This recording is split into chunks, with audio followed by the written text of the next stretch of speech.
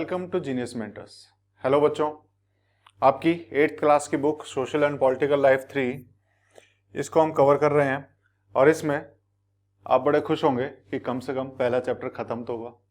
परेशान हो रहे होंगे इतने दिन से कि कब ये खत्म होगा, कब खत्म होगा। तो फाइनली आपका पहला चैप्टर खत्म हो गया है।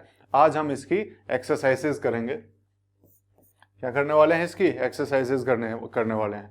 क्या क्या क्वेश्चन है उन्हें सॉल्व करने वाले हैं, एक एक क्वेश्चन को। क्वेश्चन आप खुद भी पढ़ के देखेंगे तो समझ में आ गए होंगे और जो जो मैंने पढ़ाया था आप उससे उसे सॉल्व कर पाएंगे।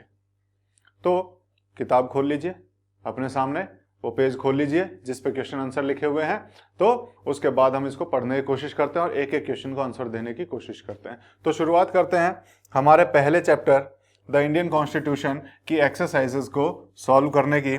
और उसमें पहला जो क्वेश्चन है वो क्वेश्चन क्या है आपकी बुक में? पहला क्वेश्चन आपकी बुक में दिया हुआ है, why does a country need a constitution? Country need या democratic country? Why does a democratic country need a constitution? किसी एक लोकतांत्रिक देश में संविधान की या कॉन्स्टिट्यूशन की क्या जरूरत है, ये हमें जवाब देना है। तो जब मैंने शुरू के 2-3 लेक्चर लिए थे उसमें मैंने सिर्फ और सिर्फ यही बताया था कि किसी भी कॉन्स्टिट्यूशन की किसी भी देश में क्या जरूरत होती है। और उसमें जब हम सेकंड पर्पस को डिस्कस कर रहे थे, सेकंड पर्पस के अंदर मैंने ये भी बताया था कि डेमोक्रेटिक कंट्री में इसकी ज्यादा जरूरत क्यों होती है। अगर आपको याद हो तो मैंने इसके बारे में अच्छे से डिस्कस किया था। तो थोड़ा सा रिवाइंड करो और इसको समझने की कोशिश करो कि मैंने क्या बताया था कि डेमोक्रेटिक कंट्री में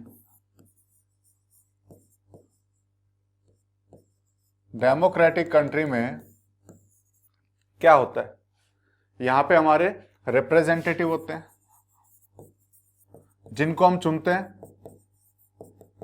ये रिप्रेजेंटेटिव जाके पावर को यूज करते हैं क्योंकि पावर हम इनके पास ट्रांसफर कर देते हैं, वोट दे देते हैं। अब ये हमारे नेता हैं तो पावर किनके पास है? हमारे रिप्रेजेंटेटिव के पास। तो इनसे बचाना है खुद को और इनसे बचाने के लिए हमें क्या जरूरत पड़ेगी? कॉन्स्टिट्यूशन की जरूरत पड़ेगी। एक पर्पस हमने डेमोक्रेटिक कंट्री में ये देखा था। दूसरा क्या देखा था कि डेमोक्रेटिक कंट्री में जो एक्चुअल पावर होती है वो किसके पास होती है? वो होती है हमारे पीपल के पास, लोगों के पास पावर होती है। ये लोग ही तो नेताओं को देते हैं अपनी पावर, वोट देते हैं और उन्हें चुनते हैं। एक्चुअल पावर किसके पास है? लोगों के पास है। तो यहां पे लोगों में क्या होगा? यहां पे भी अगर हम देखें तो लोगों को भी एक दूसरे से बचाना पड़ेगा। कैसे बचाना पड़ेगा? तो सबसे पहले तो जो डोमिनेंट ग्रुप है, जो पावरफुल ग्रुप है, उनसे कम पावरफुल ग्रुप्स को बचाना पड़ेगा। किस किस को? जो पावरफुल ग्रुप है,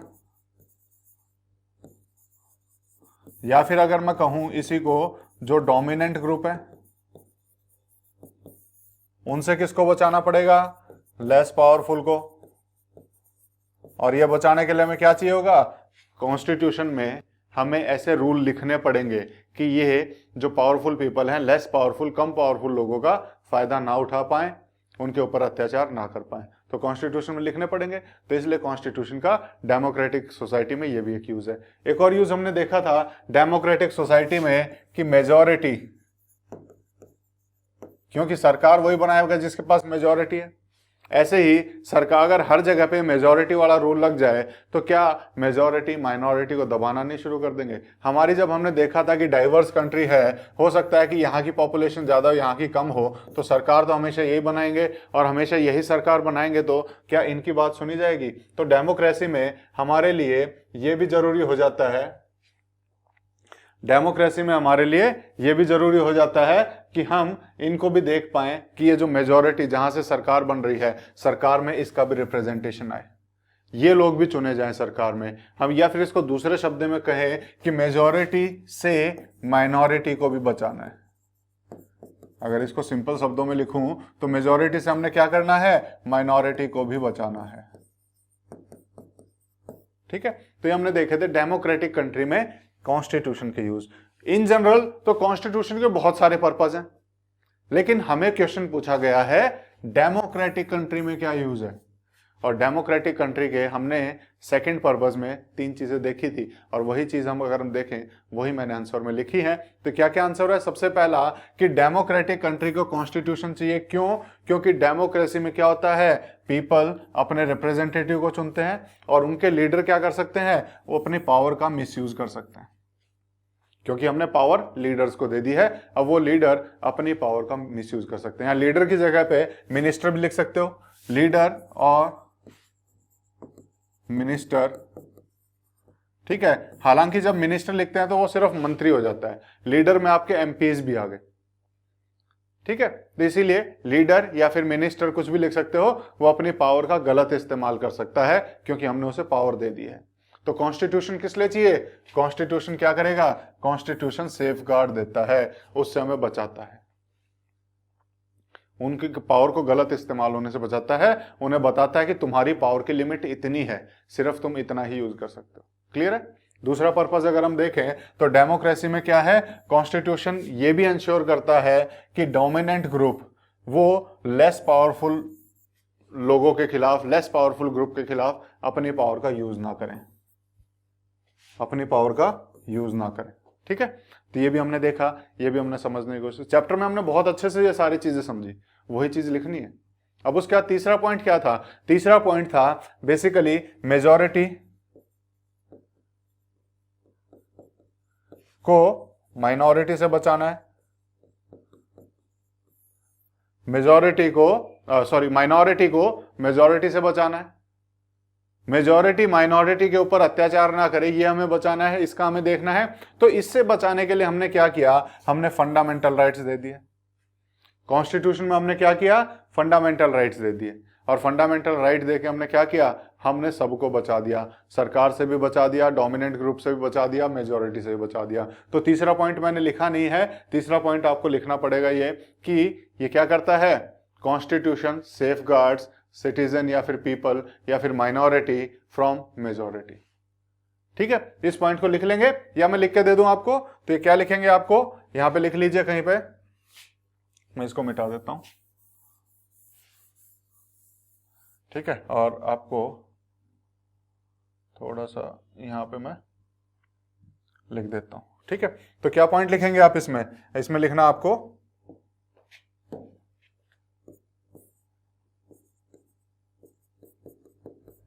constitution safeguards minority from majority। ये आपको तीसरा पॉइंट लिखना है, पहला, दूसरा और तीसरा पॉइंट। उसके बाद चौथा ये लिखना चाहे तो लिख सकते हैं, इन सबको बचाने के लिए हमने क्या किया हुआ है, हमने फंडामेंटल राइट दिए हुए सिटीजन्स को, ताकि कोई भी किसी के अधिकार ना छीन पाए, ठीक है। तो ये चौथा पॉइंट हो जाएगा, ये आपको लिखना है इसका आंसर।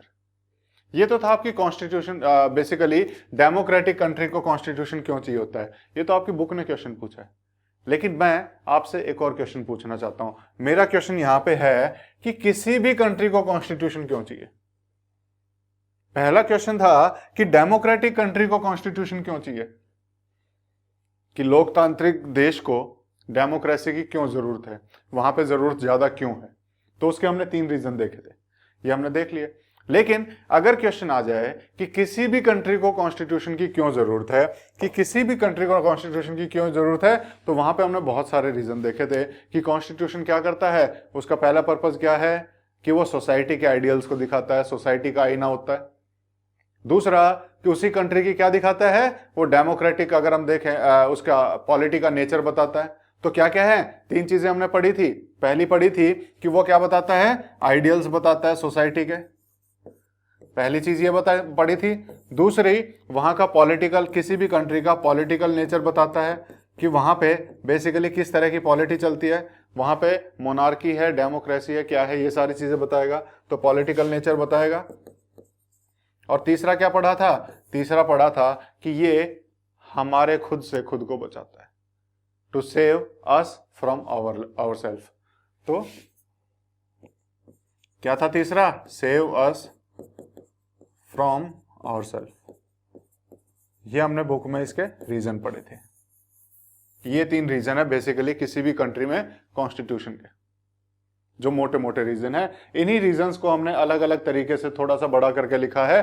तो किसी भी कंट्री को कॉन्स्टिट्यूशन क्यों चाहिए होता है कि कॉन्स्टिट्यूशन क्या करता है, सेट ऑफ रूल्स देता है जिससे गवर्नमेंट अपनी सरकार चलती है। सरकार के चलाने के लिए कुछ रूल्स चाहिए, वो रूल कहाँ है, कॉन्स्टिट्यूशन में लिखे हुए हैं। तो क्या है, ये सेट ऑफ रूल्स देता है जिससे सरकार चलती है। दूसरा, ये क्या करता है, पॉलिटिकल सिस्टम का नेचर बताता है जो हमने पढ़ा था बुक में। तीसरा, गाइडलाइन देती है सरकार को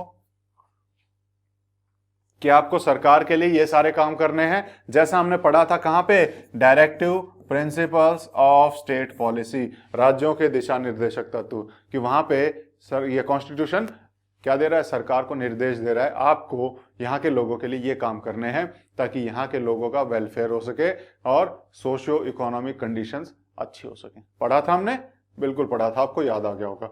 उसके अलावा आइडियल्स ऑफ द सोसाइटी, ये कहाँ दिए जाते हैं, ये हमारे कॉन्स्टिट्यूशन में लिखे गए हैं। Ideals of the society in country are provided in the constitution.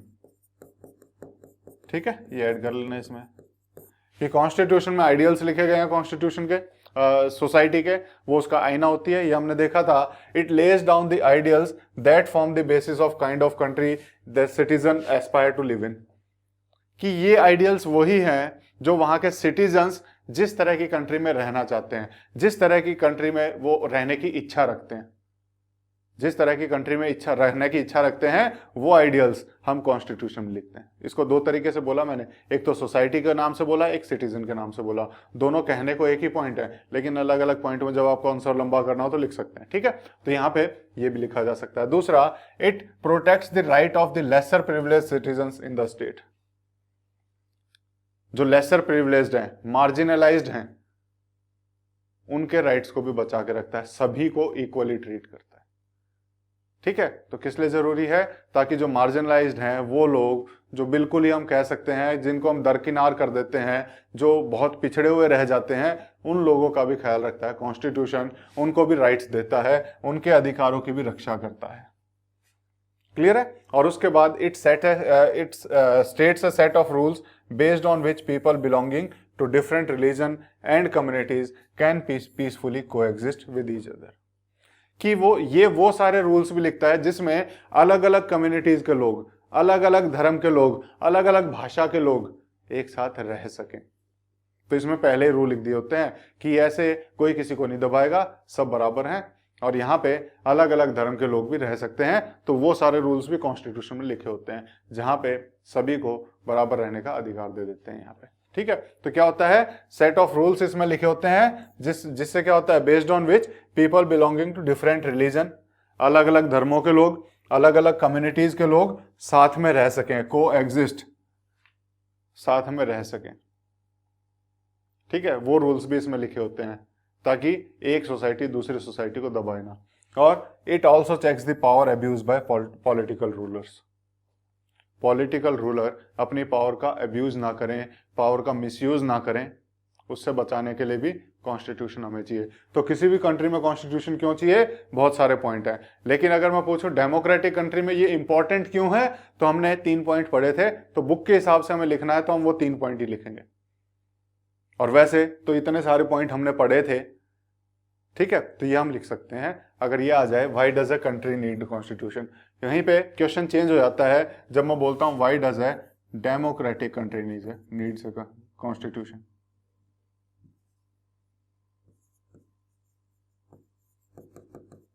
अगर डेमोक्रेटिक ऐड करता हूं तो क्वेश्चन चेंज हो जाता है। तो आपने देखा कि एक वर्ड से भी फर्क पड़ता है क्वेश्चन में, तो उसका भी ध्यान रखना है। तो यहाँ पे सेकेंड क्वेश्चन आपका क्या है, look at the wording of two documents below given below. तो इन 2 डॉक्यूमेंट्स की वर्डिंग के देखना है कि यहाँ पे क्या लिखा है और यहाँ पे क्या लिखा है। First column is from 1990 Nepal, ये 1990 में जो नेपाल का संविधान था उसमें ऐसी बात लिखी हुई थी। सेकंड कॉलम जो है वो अभी जो नया रिसेंट कॉन्स्टिट्यूशन है, यानी कि 2015 में जो नेपाल का कॉन्स्टिट्यूशन बना है, ये वो लिखा गया है कि 2015 में क्या है। तो आपको इनको पढ़ना है और इन दोनों के बीच में डिफरेंस बताना है कि यहाँ पे एग्जीक्यूटिव पावर किसके पास है। हु एक्सरसाइजेज एग्जीक्यूटिव पावर, कार्यपालिका की पावर किसके पास है, एग्जीक्यूटिव पावर हमने किसको दी हुई है, यहाँ के और यहाँ के डिफरेंस देखना है। तो आर्टिकल 35 पढ़ें जो हमारा 1990 में था, 1990 में था। ये बोलता है executive power, the executive power of the kingdom of Nepal shall be vested in his majesty and the council of minister. किसमें है ये हमने पढ़ा भी था, आपको फिर से यहाँ पे पढ़ना पड़ रहा है कि 1990 के कॉन्स्टिट्यूशन को देखें, 1990 के कॉन्स्टिट्यूशन को देखें, तो उस टाइम पे हमने किसको दी हुई थी पावर, हिज मेजेस्टी, यानी कि एक को, राजा को। जो राजा होगा उसके पास एग्जीक्यूटिव पावर होगी और उसके साथ उसकी मंत्री परिषद, राजा और उसकी मंत्री परिषद, काउंसिल ऑफ मिनिस्टर्स, राजा और उसकी मंत्री परिषद के पास पावर होगी। लेकिन यहां पे क्या है, मोनार्की दिखा रहा है, एक तरह से कॉन्स्टिट्यूशनल मोनार्की जिसे हम कह सकते हैं। दूसरी तरफ जब वहां के लोगों ने लड़ाई की, वहां पे डेमोक्रेसी आ गई, तो देखते हैं किसके पास आ गई, यानी कि 2015 के कॉन्स्टिट्यूशन में ये एग्जीक्यूटिव की पावर किसके पास है, तो executive power, the executive power of Nepal shall pursuant to this constitution and law be vested in the council of minister. यानी अब यहां से राजा हट गया है, अब काउंसिल ऑफ मिनिस्टर के पास होगी। और कैसे होगी, according to law, according to law उनको काउंसिल ऑफ मिनिस्टर को पावर दी जाएगी। ठीक है, और यहां पे काउंसिल ऑफ मिनिस्टर चुन के आ रहे हैं, लोगों के चुने हुए हैं, ऐसा नहीं कि राजा ने बता दिया तुम मिनिस्टर बनोगे, नहीं, यहाँ पे लोगों के चुने हुए लोग। तो इन दोनों में क्या डिफरेंस है, यही हमें बताना था। ये मैंने आपको बातों बातों में बता भी दिया और यही लिखा हुआ है। तो अगर हम 1990 की बात करें तो एग्जीक्यूटिव पावर किसके पास है, in the hand of king and his council of minister, राजा और उसकी मंत्री परिषद के पास है। 2015 की बात करें तो 2015 में क्या होगा, एग्जीक्यूटिव पावर किसके पास है, in the hands of council of minister, यानी कि सिर्फ मंत्री परिषद के पास है और वो उसको कॉन्स्टिट्यूशन के हिसाब से ही यूज करेंगे, अपनी मर्जी से यूज नहीं कर सकते। तो दोनों में देखा कितना डिफरेंस है।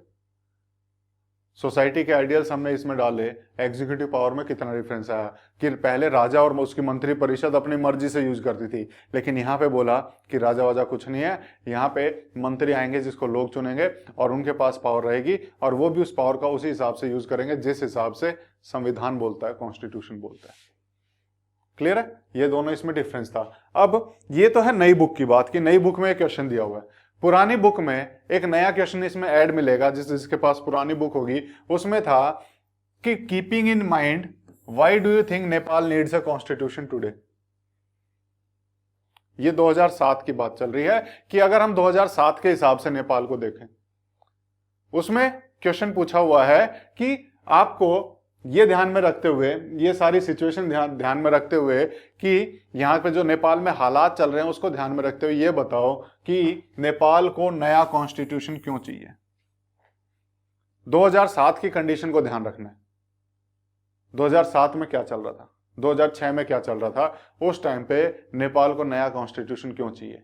तो बिल्कुल सीधा सा आंसर है, मैंने आपको बहुत आसान शब्दों में बताया था कि कॉन्स्टिट्यूशन सोसाइटी का आईना होता है।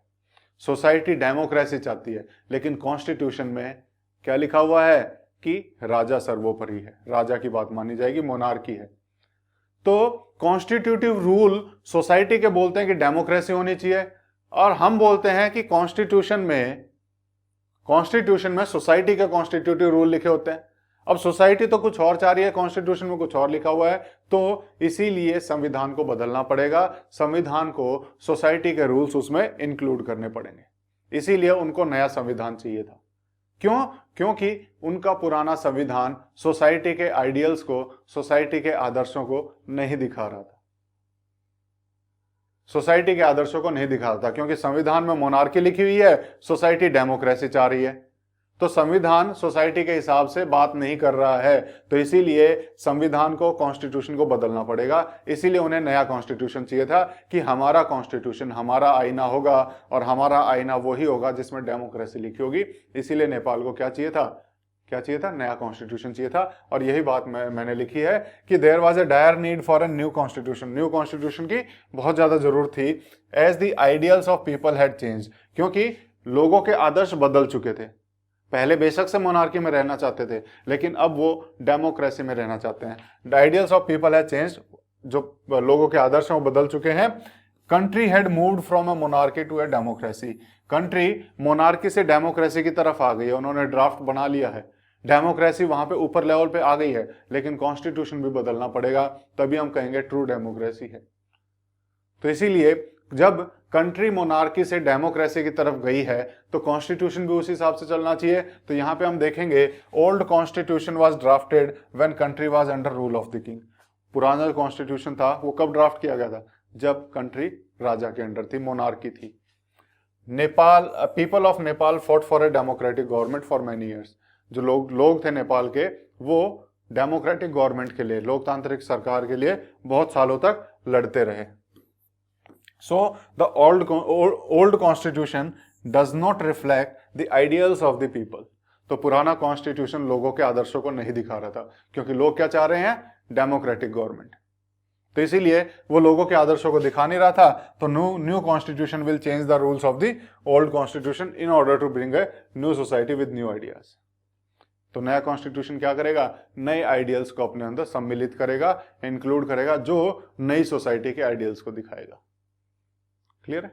यही तो थी बात। ये हमने जब चैप्टर पढ़ रहे थे तब भी बात की थी इसी चीज की, कि कॉन्स्टिट्यूशन आईना होता है। अगर सोसाइटी में चेंज आ रहा है, यहां भी आना जरूरी है। अगर इसमें चेंज आया है तो सोसाइटी को उस हिसाब से चेंज होना जरूरी है। दोनों में मिसमैच होगा, लड़ाई होगी। क्लियर है? बस इतनी सी बात हमने वहां समझने की कोशिश की थी। तीसरा था, what would happen if there were no restriction on the power of elected representative. अगर जो हमने चुने हुए नेता हैं, हमारे द्वारा चुने गए नेता, इलेक्टेड रिप्रेजेंटेटिव्स, इलेक्टेड मतलब चुने हुए, रिप्रेजेंटेटिव हमारे जो नायक हैं, हमारे जो, अगर हम प्रतिनिधि हम जिसे कहें, हमारे जो प्रतिनिधि हैं, हमारे इलेक्टेड रिप्रेजेंटेटिव, जिन नेताओं को हमने चुना है, उनके पास अगर उनकी पावर पे अगर हम कोई भी रेस्ट्रिक्शन नहीं लगाते, उनकी शक्तियों पे अगर हम कोई बंदिशें नहीं लगाते हैं, कोई रेस्ट्रिक्शन नहीं लगाते हैं, तो क्या होगा? तो क्या होगा? पावर का मिसयूज होगा, है ना? पावर का मिसयूज होगा अगर पावर पे रेस्ट्रिक्शन नहीं लगाएंगे। कॉन्स्टिट्यूशन हमें क्यों चाहिए? इसी पावर पे रेस्ट्रिक्शन लगाने के लिए तो चाहिए, ताकि वो अपनी पावर का मिसयूज ना कर पाए। और यहां पे क्वेश्चन ही ये है कि अगर पावर पे रेस्ट्रिक्शन ना लगाया जाए तो क्या होगा? तो पावर पे रेस्ट्रिक्शन ना लगाया जाए तो क्या होगा? वो अपनी अथॉरिटी का, अपने अधिकार का गलत इस्तेमाल करेंगे, मिसयूज करेंगे, अगर उनके ऊपर कोई रेस्ट्रिक्शन नहीं लगाया जाए तो। और मिसयूज ऑफ अथॉरिटी, अगर वो अपने अधिकार का, अपने अधिकार क्षेत्र का अगर वो गलत इस्तेमाल करते हैं तो क्या हो सकता है? Can result into gross injustice and break down of democratic system. तो उससे क्या होगा? मिसयूज करेंगे अथॉरिटी का, बहुत बड़ा अन्याय होगा। और इससे क्या हो सकता है? हम कहेंगे कि डेमोक्रेटिक सिस्टम भी बिखर सकता है। हमारा जो लोकतांत्रिक जो व्यवस्था हमने बनाई हुई है वो भी इससे बिखर सकती है। ठीक है? तो इसीलिए क्या है, यहाँ पे इनकी पावर्स पर रेस्ट्रिक्शन होना जरूरी है। और क्वेश्चन हमारा है, अगर नहीं हो तो क्या होगा? तो नहीं हो तो हमें पता है कि पावर का मिसयूज करेंगे, और पावर का मिसयूज करेंगे तो क्या होगा? अन्याय होगा लोगों के साथ, अन्याय के साथ साथ क्या होगा? डेमोक्रेटिक सिस्टम हमारा बिखर जाएगा। तो यही हमारा क्वेश्चन था, और ये आपको पता ही है। ठीक है? बस इसको लिखना है। तो इतनी सी बात है, ये चीज हम बहुत अच्छे से इन चीजों को समझ चुके हैं। अब अगला क्वेश्चन है, in each of the following situation, इन सभी सिचुएशंस में आइडेंटिफाई द माइनॉरिटी। माइनॉरिटी को आइडेंटिफाई करना है, ये तो बड़ा आसान सी चीज है। जो कम है वो माइनॉरिटी है, जो कम है माइनॉरिटी है। अगर मैं कहूं कि 100 लोगों में से 80 लोग हिंदी बोलते हैं, 20 इंग्लिश बोलते हैं, तो कम कौन से हुए? हिंदी बोलने वाले या इंग्लिश बोलने वाले? आप बोलेंगे इंग्लिश बोलने वाले। तो माइनॉरिटी कौन हुआ? जो कम है। कम कौन है? इंग्लिश बोलने वाले। तो मैं इंग्लिश बोलने वालों को माइनॉरिटी कह सकता हूं। कह सकता हूं? बिल्कुल कह सकता हूं। यहां वही तो बताना है, वो हम बताते हैं। देखते हैं कि आगे क्या दिया हुआ है। Right one reason. उसके साथ साथ सिर्फ माइनॉरिटी नहीं बतानी है, उसके साथ साथ हमें एक रीजन भी लिखना है। किस चीज का रीजन? कि why you think it is important to respect the views of minority in these situation। हमें ये भी रीजन लिखना है कि जो माइनॉरिटी है उसके व्यूज को, उनके विचारों को किस लिए रिस्पेक्ट दी जानी चाहिए। माइनॉरिटीज के विचारों को इन सिचुएशन में किस लिए रिस्पेक्ट दी जानी चाहिए, वो भी हमें लिखना है। एक रीजन भी लिखना है उसका। ठीक है? कोई बात नहीं, हम लिखते हैं। ठीक है, कोशिश करते हैं क्या क्या हो सकता है। सबसे पहला, इन अ स्कूल विथ 30 टीचर्स। एक स्कूल है जिसमें 30 टीचर हैं टोटल, और उन 30 में से अगर हम देखें 20 मेल हैं, 20 मेल हैं, तो बाकी क्या बचे, 10 बच गए। अब ये 10 मेल नहीं है, फीमेल भी हो सकते हैं वो, है ना, तो ट्रांसजेंडर भी हो सकते हैं। तो जो 10 बच गए ये क्या है, माइनॉरिटी में है। बिल्कुल, ये 10 जो बच गए, यानी कि हम इसको फीमेल लगा के चले हैं, तो ये 10 क्या हुए, ये 10 फीमेल, क्योंकि 20 ज्यादा है कि 10 ज्यादा है, 20 ज्यादा है, तो 10 वाला कम हुआ, जो कम है वो माइनॉरिटी है। तो हम कहेंगे कि पहले क्वेश्चन में जो 10 फीमेल टीचर्स हैं ये माइनॉरिटी में है। और अब हमें दूसरा क्वेश्चन भी देखना है कि अब हमें एक रीजन देना है कि उनके व्यूज वहां पे क्यों जरूरी हैं। तो क्यों जरूरी है, ताकि मेल टीचर्स अपनी पावर उनके खिलाफ यूज ना करें। दूसरा, अगर हम देखें टीचिंग प्रोसेस स्मूथली चलता रहे। अगर मान लो स्कूल के, मैं एक एग्जांपल देता हूं, अगर मान लो कि हमने क्वेश्चन पूछा कि हम स्कूल की अच्छाई के लिए क्या क्या कर सकते हैं। अब मेल्स कुछ बोल रहे हैं, फीमेल कुछ बोल रहे हैं। अब मेल ज्यादा है, इसका मतलब ये नहीं है कि उनकी बात सही है, सही तो इनकी भी बात हो सकती है, फीमेल की भी हो सकती है।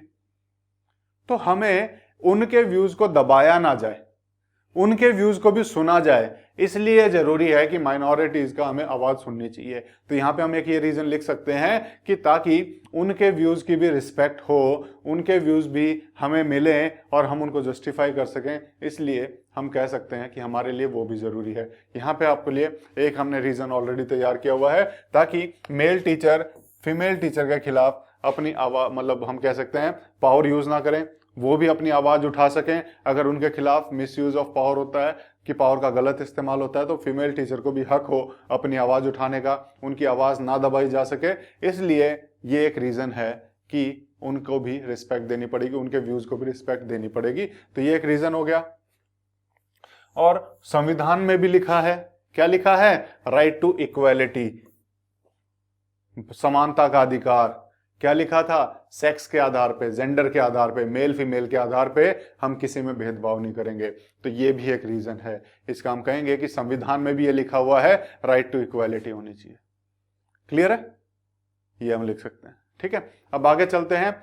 इन a city 5% of the population are Buddhist. 5% of population are Buddhist. एक सिटी में 5% लोग ही बुद्धिस्ट हैं, तो यानी कि बाकी के जो 95% बचे, 95% लोग ये बाकी धर्मों के हैं, अलग रिलीजन्स के हैं। अगर हम देखने की कोशिश करें अलग रिलीजन्स के ये हैं, तो अलग रिलीजन के होने की वजह से क्या हो जाएंगे, ये सब मेजॉरिटी में आ जाएंगे। क्या हो गए, मेजॉरिटी में आ गए। तो जो 5% है यानी कि वो कम है, और 5% कम है, तो यहां पे हम कहेंगे बुद्धिस्ट ही माइनॉरिटी में है।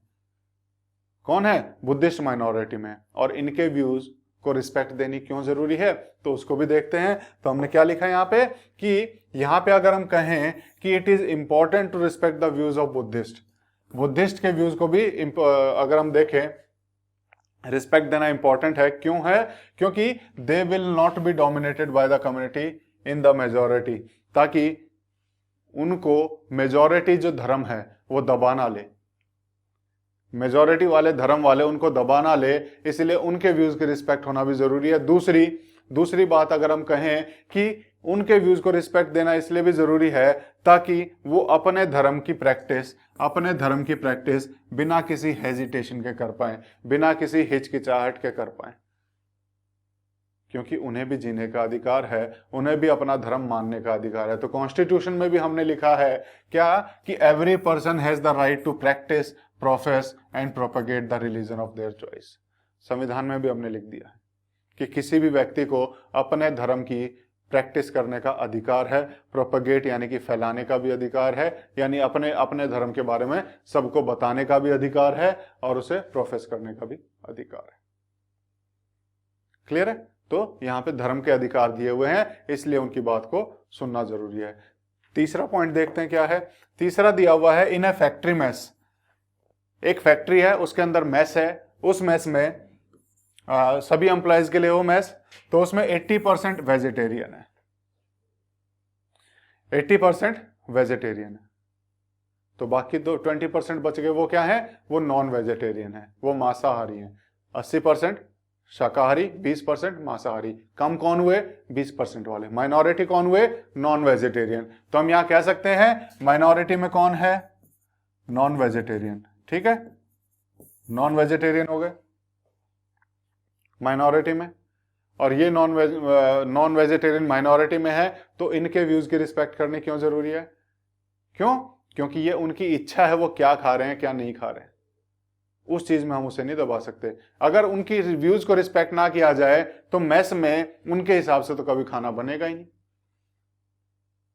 उनके हिसाब से खाना बनेगा ही नहीं, उनकी इच्छा का कभी खाना बनेगा ही नहीं, और उनकी इच्छा का खाना नहीं बनेगा तो क्या होगा, अगर हम क्या कहेंगे, तो वो जो उनकी इच्छा है, वो मतलब उनकी, हम कह सकते हैं राइट टू चॉइस, कि किसी भी चीज को चुनने का अधिकार हमने उससे छीन लिया। ठीक है, तो हम यहाँ पे कह सकते हैं कि 20% of non vegetarian employ are in minority. Minority हमें पता लग गई, तो their views should be respected as eating non veg food is their personal choice. उनके व्यू को रिस्पेक्ट करना इसलिए जरूरी है क्योंकि नॉन वेज फूड खाना उनकी पर्सनल चॉइस है, उसमें हमारा कोई दखल अंदाजी नहीं होनी चाहिए। And everybody has the right to choose the type of food they want, और सबको अधिकार है कि वो किस तरह का खाना खाना चाहता है उसको चुनने का। क्लियर है, तो ये भी हमने देखा कि उसको क्यों जरूरी है। अब एक लास्ट देखते हैं, in a class of 50 student 40 belong to more well off families. Well off families यानी कि समृद्ध और संपन्न परिवार, समृद्ध और संपन्न परिवार। तो 50 में से 40 बच्चे तो समृद्ध और संपन्न परिवार से हैं, तो बाकी बच गए कितने, 10 बच गए। बाकी बचे हुए 10 ये कहां से आएंगे, गरीब परिवार से आएंगे, गरीब परिवार से बचे। तो पुअर जो स्टूडेंट्स होंगे उनके व्यूज का किस लिए जरूरी है, क्योंकि पढ़ना इनके लिए भी इतना ही जरूरी है जितना इनके लिए जरूरी है। पढ़ाई तो दोनों के लिए बराबर है, ऐसा तो है नहीं कि ये गरीब है तो हम इसको पढ़ाई से दूर रखेंगे कि तुम गरीब हो तुम मत पढ़ो। तो इसीलिए यहाँ पे व्यूज को, इनके व्यूज को रखना इतना इंपॉर्टेंट हो जाता है जितना कि जो हम देखेंगे कि जो मेजॉरिटी में हो उनके व्यूज को देखना। तो इनके व्यूज को भी देखना जरूरी है क्योंकि एजुकेशन लेने के लिए ये वहां आए हैं और एजुकेशन लेने के लिए ही ये वहां पे आए हैं, तो दोनों वहां पे बराबर हैं, तो इनके व्यूज का भी उतना ही ख्याल रखा जाए। तो हम इसको देखें, इसका आंसर देखने की कोशिश करें तो 10 स्टूडेंट जो पुअर फैमिली से बिलोंग करते हैं वो माइनॉरिटी में है, और उनको किस लिए अगर हम देखें, उनके व्यूज को इसलिए इंपॉर्टेंट जरूरी है कि ताकि उन्हें भी बराबर की एजुकेशन मिल सके, बराबर की शिक्षा मिल सके, because it is important to give respect to their view as everyone is equal, क्योंकि सभी बराबर हैं इसलिए उनके व्यूज को भी इंपॉर्टेंस देना बनता है। ठीक है, क्योंकि सभी बराबर हैं। तो राइट टू इक्वालिटी अगर हम देखें ये हमारे संविधान में भी लिखा गया है। राइट टू इक्वालिटी में हमने देखा था कि संविधान में भी है, वहां पे अमीर गरीब में कोई फर्क नहीं किया गया है। क्लियर है, तो ये चारों चीजें हमने देखी, चारों का आंसर देखने की कोशिश की। अब अगला देखते हैं, ये है column on the left list some of the key features. ये की फीचर्स लिखे हुए हैं of the Indian constitution. In other column right 2 sentences. यहां पे 2-2 सेंटेंस लिखने हैं हर एक के बारे में। ठीक है, इन योर ओन वर्ड्स, अपने वर्डों में लिखना है, मेरे वर्ड्स कॉपी मत करना। क्या क्या है तो देख लेते हैं। सबसे पहला हमने लिखा फेडरलिज्म। तो फेडरलिज्म क्या होता है, एक साथ एक जगह पे दो तरह की सरकार, दो अलग अलग लेवल पे सरकार होना। हमने पढ़ा था जैसे यहाँ पे सेंटर है, यहाँ स्टेट है, दोनों अलग अलग जगह पे सरकार है। इससे क्या बना, इससे हमने क्या की, डाइवर्सिटी को मेंटेन किया, डाइवर्सिटी के साथ साथ नेशनल यूनिटी को हमने बनाए रखा। तो सबसे पहला फीचर हो गया, नेशनल यूनिटी बनाती है। दूसरा, इससे डिसीजन मेकिंग प्रोसेस थोड़ी सी आसान हो जाती है, इजी हो जाती है। क्यों, क्योंकि हम एक, ऐसा तो है नहीं कि दिल्ली में बैठ के पूरे भारत के लिए हम डिसीजन ले रहे हैं, नहीं, यहाँ के लिए डिसीजन लेने के लिए यहीं की सरकार चाहिए, क्योंकि यहाँ के कुछ अलग इशू हो सकते हैं, यहाँ के लोगों के लिए अलग इशू हो सकते हैं, तो वहाँ के लिए वहाँ की लोकल गवर्नमेंट चाहिए। तो हम कह सकते हैं डिसीजन मेकिंग हमारी प्रोसेस यहाँ पे और अच्छी हो जाती है और बढ़िया हो जाती है। प्रमोट्स रीजनल डेवलपमेंट, उस रीजन का डेवलपमेंट, यहाँ बैठ के हमें नहीं पता यहाँ पे क्या जरूरत है, तो यहाँ पे इस रीजन के डेवलपमेंट के लिए यहीं की सरकार चाहिए, तो यहाँ पे लोकल सरकार इसीलिए जरूरी हो जाती है ताकि उस रीजन का डेवलपमेंट हो सके। Suitable for diverse religious cultural composition of citizens, suitable है किसके लिए? डाइवर्स कल्चर के लिए, अलग अलग कल्चर के लोगों के लिए जो एक ही जगह रहना चाहते हैं, है ना। पता चला यहाँ किसी और कल्चर के लोग हैं, यहाँ किसी और के, यहाँ किसी और के, तो यहाँ अलग अलग सरकारें होंगी तो उनका ख्याल रख पाएंगे इजीली। तो डाइवर्स कल्चर को भी हम यहाँ मेंटेन कर सकते हैं। तो इनमें से कोई भी 2 पॉइंट आप लिख सकते हैं। अगला हम देखें, सेपरेशन ऑफ पावर किस लिए जरूरी है?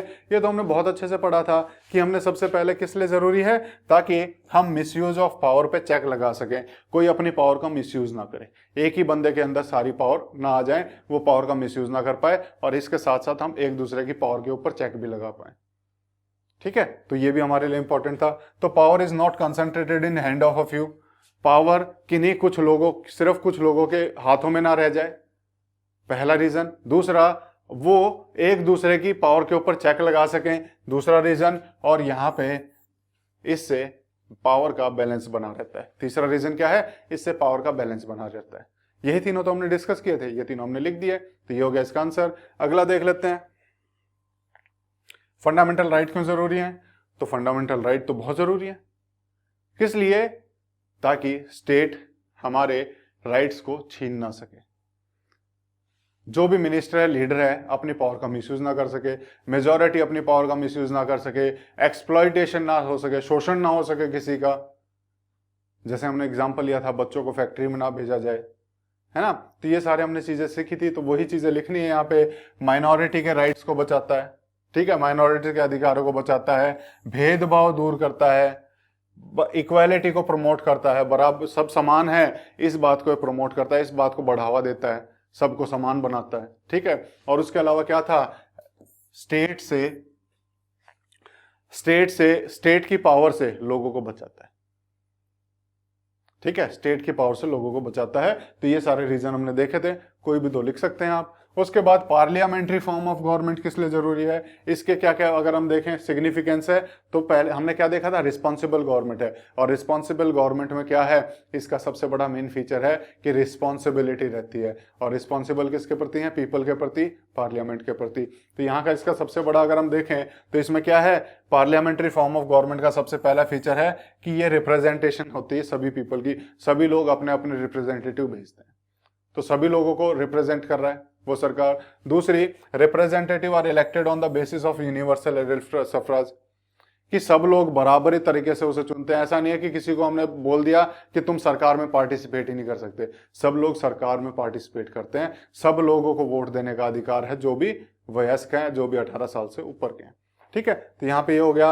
और उसके बाद चेक्स एंड बैलेंसेस बने रहते हैं, क्योंकि रिस्पॉन्सिबल गवर्नमेंट होती है, और रिस्पॉन्सिबल गवर्नमेंट है तो रिस्पॉन्सिबिलिटी फिक्स होती है कि आपने काम किया तो अगली बार फिर वोट किस मुंह से मांगने जाओगे। तो यहाँ पे हम कह सकते हैं चेक्स एंड बैलेंसेस के लिए बड़ी इंपॉर्टेंट होती है, ताकि इनके ऊपर चेक्स और बैलेंसेस बने रहें। इनके ऊपर हम कह सकते हैं कि एक तरह से सुपरविजन सा चलता रहे, देख रेख इनकी चलती रहे, ये अपनी हद से बाहर जाके काम ना करें। तो चेक्स एंड बैलेंसेस यहाँ चलते रहते हैं। Responsibility of representative toward people, लोगों के प्रति वो रिस्पॉन्सिबल रहते हैं, ये भी हम पढ़ चुके हैं। और it leads to better coordination between legislature and executive, लेजिस्लेचर और एग्जीक्यूटिव के बढ़िया कोऑर्डिनेशन के लिए हमें पार्लियामेंट्री फॉर्म ऑफ गवर्नमेंट चाहिए होती है। हालांकि ये पॉइंट इस लेवल पे आपको नहीं समझ में आएगा, लेकिन धीरे धीरे हम इस पॉइंट को भी समझेंगे आने वाले चैप्टर्स में। ठीक है, तो ये इसके अलग अलग फीचर्स हो गए। अब अगला बोला है, write down the names of Indian state which share borders with the following Nations, following neighbour Nations. तो किस किस के साथ? तो सबसे पहले देखें बांग्लादेश, बांग्लादेश के साथ भारत के कौन कौन से स्टेट बाउंड्री टच करते हैं ये बताना है। भूटान के साथ कौन कौन से करते हैं और नेपाल के साथ। तो इन तीनों को देखते हैं, देखने की कोशिश करते हैं। सबसे पहले हम देखेंगे कि बांग्लादेश के साथ कौन कौन से करते हैं। तो ये बांग्लादेश है, बांग्लादेश के साथ सबसे पहले तो आपको यहाँ पे वेस्ट बंगाल दिखाई देगा इस एरिया में, ये आपका वेस्ट बंगाल है, यहां तक टच कर रहा है। तो वेस्ट बंगाल अगर हम देखें, किसी को अगर लेंथ भी देखनी है तो वो मैंने लिख दी है, वो देख सकता है कि कितनी दूरी तक टच करता है। ठीक है, लेकिन आपका क्वेश्चन सिर्फ बोलता है कौन कौन से उससे बाउंड्री टच करता है। तो ये है, मैंने एक्स्ट्रा इन्फॉर्मेशन दी है, जिसको चाहिए वो लिख सकता है। ठीक है, तो यहाँ पे वेस्ट बंगाल हो गया। देन उसके बाद अगर हम देखें आसाम, आसाम आपको यहां भी दिखाई देगा और आसाम आपको यहां भी दिखाई देगा, 2 जगह आसाम दिखाई देगा। तो आसाम भी टच कर रहा है बिल्कुल। फिर उसके बाद आपको मेघालय दिखाई देगा, ये मेघालय टच कर रहा है बांग्लादेश को, तो मेघालय आ गया। फिर आपको यहाँ पे त्रिपुरा दिखाई देगा, ये त्रिपुरा है, ये त्रिपुरा टच कर रहा है 3 जगह से। ठीक है। और त्रिपुरा के साथ साथ अगर हम यहाँ देखेंगे तो यहाँ से मिजोरम भी टच कर रहा है। ठीक है, तो यही हमने यहाँ पे स्टेट लिखे हैं। तो टोटल कितने हो गए? 5 स्टेट हो गए। कौन कौन से? वेस्ट बंगाल, असम, मेघालय, त्रिपुरा और मिजोरम। अब अगला देखते हैं। टोटल अगर हम देखें 4096 किलोमीटर की बाउंड्री हम बांग्लादेश के साथ बनाता है इंडिया। उसके बाद हमसे पूछा भूटान, तो भूटान के साथ कौन कौन है? तो अगर हम देखने की कोशिश करें, यहाँ पे आपको अरुणाचल प्रदेश दिखाई देगा, ये अरुणाचल प्रदेश है। उसके बाद आपको क्या दिखाई देगा? यहाँ आपको आसाम दिखाई देगा, ये आपका आसाम स्टेट है यहाँ पे। और उसके बाद अगर आप देखेंगे तो यहाँ आपको वेस्ट बंगाल दिखाई देगा, ये आपका वेस्ट बंगाल है पूरा नीचे तक। और उसके बाद आपको यहाँ पे छोटा सा आपको सिक्किम दिखाई देगा, तो यहाँ पे सिक्किम की बाउंड्री भी यहाँ पे टच होती है, थोड़ी सी बाउंड्री है 32 किलोमीटर की। ठीक है, तो टोटल लगभग 700 किलोमीटर के आसपास की बाउंड्री हम भूटान से टच करते हैं। और उसके बाद नेपाल से अगर आप देखोगे तो नेपाल से आपको क्या क्या दिखाई देगा? एक आपको उत्तर प्रदेश दिखाई देगा, एक आपको उत्तराखंड दिखाई देगा, एक आपको बिहार दिखाई देगा, एक आपको बंगाल दिखाई देगा ये नीचे से, और एक आपको क्या दिखाई देगा? सिक्किम दिखाई देगा। और यही सारे आपने यहाँ लिखे हुए हैं। तो नेपाल के साथ कौन कौन से टच करते हैं? उत्तर प्रदेश, उत्तराखंड, वेस्ट बंगाल, बिहार और सिक्किम। ठीक है, तो ये सब हमने देखा। और इसी के साथ अगर हम देखें तो हमारी एक्सरसाइज भी खत्म होती है। और इसी आशा के साथ कि आपको ये चैप्टर बहुत अच्छे से समझ आया होगा। अब आपसे नींद में से भी उठा के कोई कुछ पूछ ले तो आप इसको सॉल्व कर पाएंगे और जवाब दे पाएंगे। तो मैं इसी आशा के साथ यही चाहता हूं कि आप इसको अच्छे से सीखें। लेकिन आपको पढ़ना पड़ेगा मेरे तरीके से कि किताब खोल के जब मैं पढ़ा रहा हूं आपको बैठना पड़ेगा, जो जो चीज़ें नहीं समझ में आ रही हैं आपको अपने वहाँ पे लिखना पड़ेगा।